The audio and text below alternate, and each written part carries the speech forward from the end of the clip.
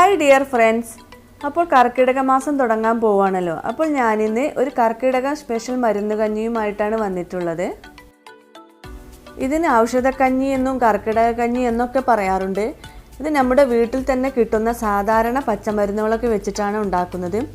ആയുർവേദ കടകളിലൊക്കെ ഇതിൻ്റെ കിറ്റ് വാങ്ങാൻ കിട്ടും. അതിൻ്റെ ആവശ്യമൊന്നുമില്ല. നമ്മുടെ പറമ്പുകളിൽ തന്നെയുണ്ട് ഇതിനുള്ള പച്ചമരുന്നുകളൊക്കെ. കർക്കിടക മാസത്തിൽ ഈ കഞ്ഞി വെച്ച് കുടിക്കുന്നതിൻ്റെ ഗുണങ്ങൾ എന്തൊക്കെയാണെന്ന് ഞാൻ പറഞ്ഞു തരാം. അപ്പോൾ അതിനു മുമ്പ് ഇതിന് വേണ്ടിയിട്ടുള്ള സാധനങ്ങൾ എന്തൊക്കെയാണെന്ന് നോക്കാം. ഒരു 3/4 കപ്പ് ഉണക്കലരിയും 1/2 കപ്പ് ഞവരരിയാണ് ഞാൻ എടുത്തിട്ടുള്ളത്. ഉണക്കലരി എന്ന് പറഞ്ഞാൽ നമ്മൾ പായസമൊക്കെ വെക്കുന്ന അരി ഉണ്ടല്ലോ, അതാണ്. പിന്നെ ഞവരരിയാണ് എടുത്തിട്ടുള്ളത്. ഞവരരിക്ക് ഒരുപാട് ഔഷധ ഗുണങ്ങളുണ്ട്. അപ്പോൾ അതുകൊണ്ടാണ് ഞവരരി കൂടി മരുന്ന് കഞ്ഞിയിൽ ചേർക്കുന്നത്. ഇനി നിങ്ങൾക്കത് ഇഷ്ടമില്ല എന്നുണ്ടെങ്കിൽ അത് ഒഴിവാക്കാം. പക്ഷേ മരുന്ന് കഞ്ഞി വെക്കുമ്പോൾ ഞവരരി കൂടി ചേർത്ത് വെക്കണം. ഇനി ഇത് നന്നായി കഴുകിയതിന് ശേഷം നമുക്കൊരു അരമണിക്കൂർ കുതിർക്കാൻ വെക്കാം. ഇത് കുതിർക്കാതെ നമുക്ക് വേവിച്ചെടുക്കാം. പക്ഷേ പെട്ടെന്ന് വെന്ത് കിട്ടാൻ വേണ്ടിയിട്ടാണ് അരമണിക്കൂർ വെള്ളത്തിലിട്ട് വെക്കുന്നത്. ദഹന സംബന്ധമായ എല്ലാ അസുഖങ്ങൾക്കും നല്ലതാണ് ഈ ഞവരരി. അപ്പോൾ നമ്മൾ മരുന്ന് കഞ്ഞി വെക്കുമ്പോൾ ഞവരരി കൂടി ചേർക്കുന്നത് വളരെ നല്ലതാണ്.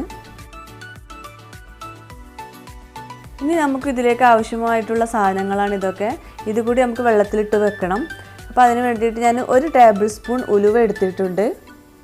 പിന്നെ 1 ടേബിൾ സ്പൂൺ ചെറിയ ജീരകം, പിന്നെ 1 ടീസ്പൂൺ കടുക്. ഞാൻ കടുക് 1 ടീസ്പൂൺ എടുത്തിട്ടുള്ളൂ, ചിലപ്പോൾ കയ്പ്പ് കൂടും. പിന്നെ 1 ടേബിൾ സ്പൂൺ ചതകുപ്പ. ചതകുപ്പ എന്നതിന് പറയുന്നത് ഇത് ചെറിയ ജീരകത്തിൻ്റെ പോലെ തന്നെ ഒരു ഇതാണ്. നമുക്ക് ആയുർവേദ കടകളിലൊക്കെ വാങ്ങാൻ കിട്ടും. അതൊരു ടേബിൾ സ്പൂൺ എടുത്തിട്ടുണ്ട്. പിന്നെ 1 ടേബിൾ സ്പൂൺ ആശാളി. ഇതും നമുക്ക് ആയുർവേദ കടകളിലൊക്കെ വാങ്ങാൻ കിട്ടും. ഇനി ഇതെല്ലാം കൂടി നമുക്കൊരു അരമണിക്കൂർ വെള്ളത്തിലിട്ട് വെക്കാം. ഉലുവയൊക്കെ കഴിക്കുന്നത് നമുക്ക് ശരീരത്തിന് വളരെ നല്ലതായിട്ടാണ്. കൊളസ്ട്രോളും ഷുഗറൊക്കെ കൺട്രോൾ ചെയ്യാനും അതുപോലെ തന്നെ നെഞ്ചിരിച്ചിലിനൊക്കെ വളരെ നല്ലതാണ്. ജീരകമൊക്കെ കഴിക്കുന്നതുകൊണ്ട് നമുക്ക് രോഗപ്രതിരോധ ശേഷി കൂട്ടാനും വയറ്റിലെ അസുഖങ്ങൾക്കൊക്കെ വളരെ നല്ലതാണ്. നമ്മൾ വയറ്റിന് എന്ത് അസുഖം ഉണ്ടെങ്കിലും നമുക്ക് ജീരക വെള്ളം കുടിച്ചാൽ പെട്ടെന്ന് തന്നെ മാറിക്കിട്ടുമല്ലോ. അപ്പോൾ നമുക്ക് ഇതെല്ലാം കൂടി ഒരു അരമണിക്കൂർ വെള്ളത്തിലിട്ട് വെക്കാം. ഇനി നമുക്ക് വേണ്ടത് കുറച്ച് പച്ചമരുന്നുകളാണ്. അത് നമുക്ക് നമ്മുടെ പറമ്പിൽ തന്നെ പറിച്ചെടുക്കാം. അപ്പോൾ ഇതാണ് മുത്തങ്ങ. നമ്മൾ കഷായമൊക്കെ വെക്കുമ്പോൾ മുത്തങ്ങ ചേർക്കാറുണ്ടല്ലോ. അപ്പോൾ അതുപോലെ തന്നെയാണ് ഈ മരുന്ന് കഞ്ഞിയിൽ നമ്മൾ മുത്തങ്ങ ചേർക്കുന്നുണ്ട്. അപ്പോൾ അതിന് വേണ്ടിയിട്ട് ഞാനൊരു മുരട് മുത്തങ്ങ പറിച്ചെടുക്കുന്നുണ്ട്. ഇതാണ് കീയാർനെല്ലി. ഇതും ഒരു മുരട് പറിച്ചെടുത്തിട്ടുണ്ട്. അപ്പോൾ ഇതാണ് കറുകപ്പുല്ല്. നമ്മുടെ പറമ്പിലൊക്കെ ഇഷ്ടം പോലെ ഉണ്ടാവും. അപ്പോൾ ഇതും ഞാനൊരു മുരട് പറിച്ചെടുത്തിട്ടുണ്ട്. ഇതാണ് പൂവാങ്കുറുന്നില. ഇതിനൊരു നീല പൂവൊക്കെ ഉണ്ടാവും. ഇത് നമ്മളെ പറമ്പിലൊക്കെ കാണാവുന്ന ഒരു ചെടി തന്നെയാണ്. അപ്പോൾ ഇതും ഞാനൊരു മുരട് പറിച്ചെടുത്തിട്ടുണ്ട്. ഇതാണ് മുക്കുറ്റി. ഇതും നമുക്ക് ഒരു മുരട് മതി. ഞാൻ കുറച്ച് കഞ്ഞി വെക്കുന്നുള്ളൂ. അപ്പോൾ അതിലേക്ക് നമുക്ക് എല്ലാം ഒരു മുരട് തന്നെ എടുത്താൽ മതി. പിന്നെ ഇതാണ് കല്ലുരുക്കി ഞാൻ 1 എടുത്തിട്ടുണ്ട്. ഇത് തൊട്ടാവാടി. ഇത് തൊടുമ്പോൾ തന്നെ നമുക്ക് മനസ്സിലാവും, പെട്ടെന്ന് തന്നെ അതിൻ്റെ ഇലയൊക്കെ വാടിപ്പോവും. അപ്പോൾ ഇതും വേണം നമുക്കൊന്ന്. അപ്പോൾ ഇത് പറിച്ചെടുക്കാം. അപ്പോൾ പറിക്കുമ്പോൾ ശ്രദ്ധിക്കണം, മുള്ളുണ്ടാവും. പിന്നെ നമ്മളെ വീട്ടിൽ തന്നെയുള്ള തുളസിയൊക്കെ ഒരുപാട് ഞാൻ നട്ട് വളർത്തിയിട്ടുണ്ട്. അപ്പോൾ അതിൽ നിന്ന് ഒരു തണ്ട് തുളസിയോട് ഞാൻ എടുക്കുന്നുണ്ട്.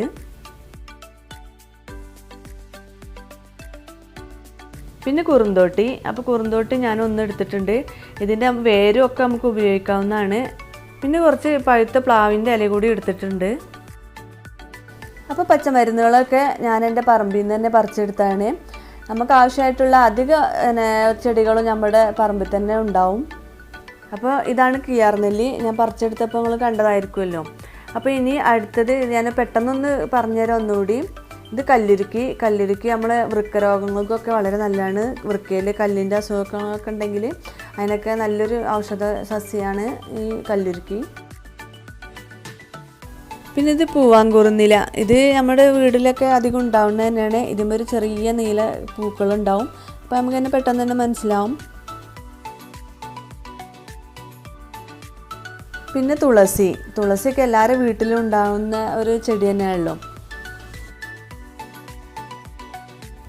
പിന്നെ ഇത് തൊട്ടാവാടിയാണ്. തൊട്ടാവാടി പ്രമേഹത്തിനും കുട്ടികളിലുണ്ടാകുന്ന ആസ്മക്കൊക്കെ വളരെ നല്ലൊരു ഔഷധമാണ്. ഇത് മുക്കുറ്റി നമുക്ക് അൾസറിനും അതുപോലെ തന്നെ രക്തശുദ്ധി വരുത്താനും ഒക്കെ വളരെ നല്ലതാണ്. ഇത് കറുക ദശപുഷ്പങ്ങളിലുള്ളതാണ്. ബുദ്ധിവികാസത്തിനും നട്ടെല്ല്, തലച്ചോറ്, ഞരമ്പുകൾ എന്നിവയ്ക്ക് ഉണ്ടാകുന്ന രോഗങ്ങൾക്കൊക്കെ കറുകനീര് നമ്മൾ ഉപയോഗിക്കാറുണ്ട്. ഇത് മുത്തങ്ങയാണ്. മുത്തങ്ങൻ്റെ വേരാണ് നമ്മൾ ഉപയോഗിക്കാറുള്ളത്. ഇതിൻ്റെ വേരിനൊക്കെ ഒരുപാട് ഔഷധ ഗുണങ്ങളുണ്ട്. ഇത് മൊത്തമായിട്ട് അരച്ച് ചേർത്ത് അതിൻ്റെ നീരെടുത്താലും നല്ലത് തന്നെയാണ്. പിന്നെ ഇത് കുറുന്തോട്ടി നമുക്ക് വാദത്തിനൊക്കെ നല്ലതാണ്. ഇതിൻ്റെ വേരോട് കൂടി തന്നെ ഇത് ഉപയോഗിക്കാം. പിന്നെ പഴുത്ത പ്ലാവിലിൻ്റെ ഞെട്ട് കൂടി നമ്മൾ ഉപയോഗിക്കാറുണ്ട്. ഇതൊരു 5-8 എണ്ണം മതി. ഇതിൻ്റെ ഈ ഞെട്ട് മാത്രമാണ് നമ്മൾ ഇതിലേക്ക് അരച്ച് ചേർക്കാവുന്നത്. ഇനി ഇതെല്ലാം കൂടിയിട്ട് വെള്ളം ചേർത്ത് ഒന്ന് മിക്സിയിൽ അടിച്ചെടുത്ത് ഇതിൻ്റെ നീര് മാറ്റി വെക്കാം. ഇനി നമ്മൾ വെള്ളത്തിലിട്ട് വെച്ച ഉണക്കലരിയും ഞവരരിയും കൂടി ഒന്ന് വേവിച്ചെടുക്കണം. അതിന് വേണ്ടിയിട്ട് ഞാനൊരു കുക്കറിലേക്ക് മാറ്റുന്നുണ്ട്. പാകത്തിനുള്ള വെള്ളം കൂടി ചേർത്ത് കൊടുക്കാം. ഇപ്പോൾ ആവശ്യത്തിനുള്ള വെള്ളം ചേർത്ത് കൊടുത്താൽ മതി, അല്ലെങ്കിൽ കുക്കർ വിസിലടിക്കുമ്പോൾ പുറത്തേക്ക് ചീറ്റി പോവും വെള്ളം. അപ്പോൾ അതുകൊണ്ട് പാകത്തിനുള്ള വെള്ളം മാത്രം ഇപ്പോൾ ചേർത്ത് കൊടുത്താൽ മതി. ബാക്കിയുള്ളത് നമുക്ക് വേണമെന്നുണ്ടെങ്കിൽ കഞ്ഞി വെന്തതിന് ശേഷം ചേർത്ത് കൊടുക്കാവുന്നേ ഉള്ളൂ. ഇനി കുക്കർ മൂടി വെച്ചിട്ട് നമുക്കിതൊന്ന് വേവിച്ചെടുക്കാം. ഫുൾ ഫ്ലെയിമിൽ ഒരു 3 വിസിലടിച്ചതിന് ശേഷം നമുക്ക് കുറച്ച് നേരം ലോ ഫ്ലെയിമിൽ കൂടി വേവിച്ചെടുക്കണം. അപ്പോഴേക്കും നമ്മുടെ കഞ്ഞി വെന്തിട്ടുണ്ടാവും. കഞ്ഞി വെന്ത് വരുമ്പോഴേക്കും നമുക്ക് ഇതിലേക്ക് ആവശ്യമായിട്ടുള്ളതെല്ലാം ഒന്ന് അരച്ചെടുക്കാം. നമ്മൾ വെള്ളത്തിലിട്ട് വെച്ചിട്ടുള്ള ഉലുവ, കടുക്, ജീരകം, അതുപോലെ തന്നെ ആശാളി, ചതകുപ്പ ഇതൊക്കെ കൂടി ഒന്ന് കുറച്ച് വെള്ളം കൂടി ചേർത്തിട്ട് നല്ല പേസ്റ്റ് പോലെ അരച്ചെടുത്താണിത്.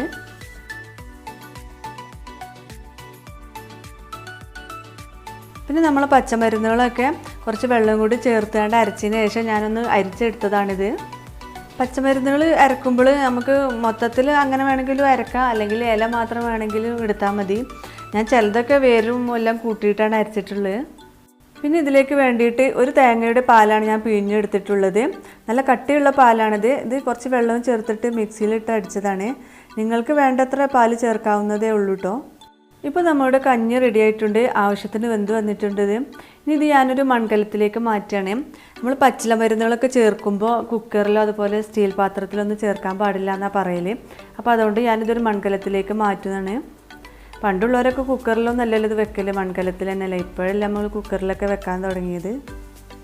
അപ്പോൾ ഞാനിതൊരു മൺകലത്തിലേക്ക് മാറ്റിയിട്ടുണ്ട്. ഇനി ഇതിലേക്ക് നമ്മൾ അരച്ച് വെച്ചിട്ടുള്ള ഔഷധക്കൂട്ടിൻ്റെ ജ്യൂസ് കൂടി ചേർത്ത് കൊടുക്കണം. ഇനി ഇതിലേക്ക് നമുക്ക് അരച്ച് വെച്ചിട്ടുള്ള മരുന്നുകളൊക്കെ ചേർത്ത് കൊടുക്കണം. ഉലുവ, കടുക്, ജീരകം, ആശാളി അങ്ങനെയുള്ളതൊക്കെ നമ്മൾ മിക്സിയിൽ നല്ല പേസ്റ്റാക്കി അരച്ച് വെച്ചിട്ടുണ്ടല്ലോ. അപ്പോൾ അത് നമുക്ക് ഇതിലേക്ക് ചേർത്ത് കൊടുക്കാം. നമ്മൾ വീട്ടിൽ എന്തൊക്കെ പച്ചില മരുന്നുകളുണ്ടോ അതൊക്കെ നമുക്ക് ഇതിലേക്ക് ചേർത്ത് കൊടുക്കാം.